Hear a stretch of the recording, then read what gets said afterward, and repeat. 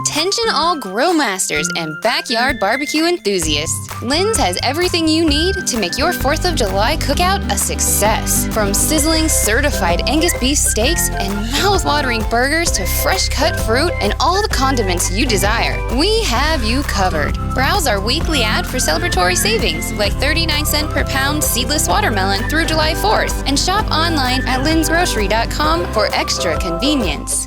Lynn's, where delicious begins.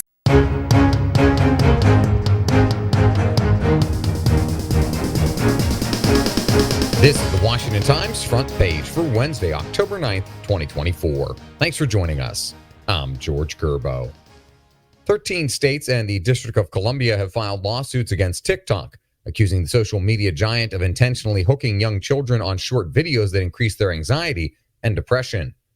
Sean Salai reports California Attorney General Rob Bonta and New York Attorney General Letitia James led a bipartisan coalition in filing the complaints. The attorneys general filed lawsuits separately in their jurisdictions, seeking injunctions and a wide range of civil and punitive damages. Officially, TikTok prohibits children under 13 from signing up for regular accounts and restricts content for all users under 18. But the lawsuits contend that children can and do easily bypass those restrictions, allowing them to access adult content that young brains are unprepared to process. The Supreme Court appears sympathetic to the Biden administration's attempt to regulate ghost guns, whose kits and disassembled parts allow users to put together fully functional firearms.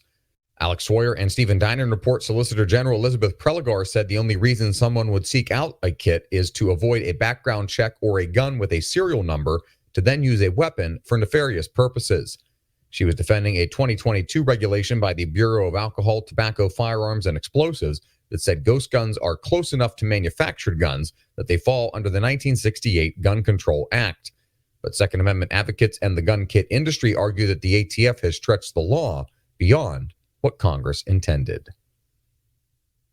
Hurricane Milton is forecast to hit the west coast of Florida near Tampa, a low-lying region and one of the most populated in the state.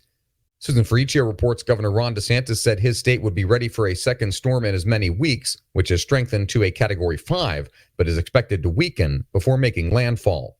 He is also not concerned about FEMA's lack of resources following Homeland Security Secretary Alejandro Mayorkas' warning that the agency is out of money for new disasters beyond the recent Hurricane Helene.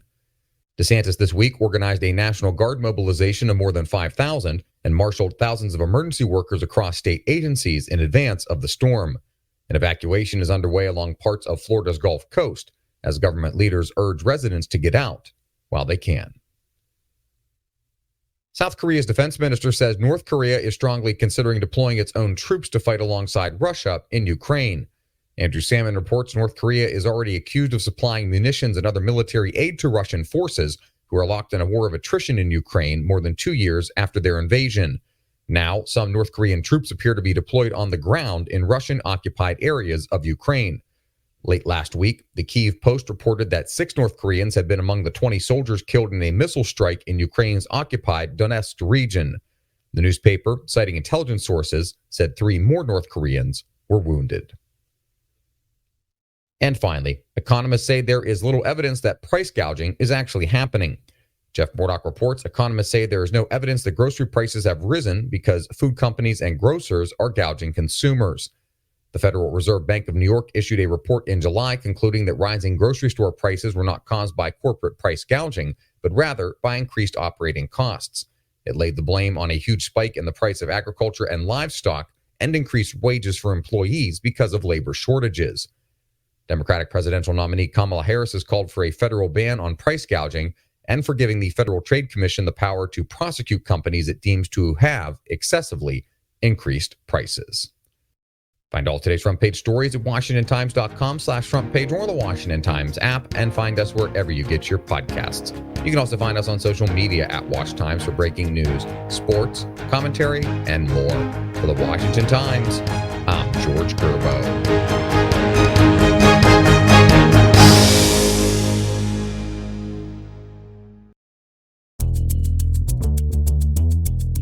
Okay, it's official. We are very much in the final sprint to Election Day. And face it, between debates, polling releases, even court appearances, it can feel exhausting, even impossible to keep up with. I'm Brad Milkey. I'm the host of Start Here, the daily podcast from ABC News. And every morning, my team and I get you caught up on the day's news in a quick, straightforward way that's easy to understand, with just enough context so you can listen, get it, and go on with your day. So, kickstart your morning. Start smart with Start Here and ABC News, because staying informed shouldn't feel overwhelming.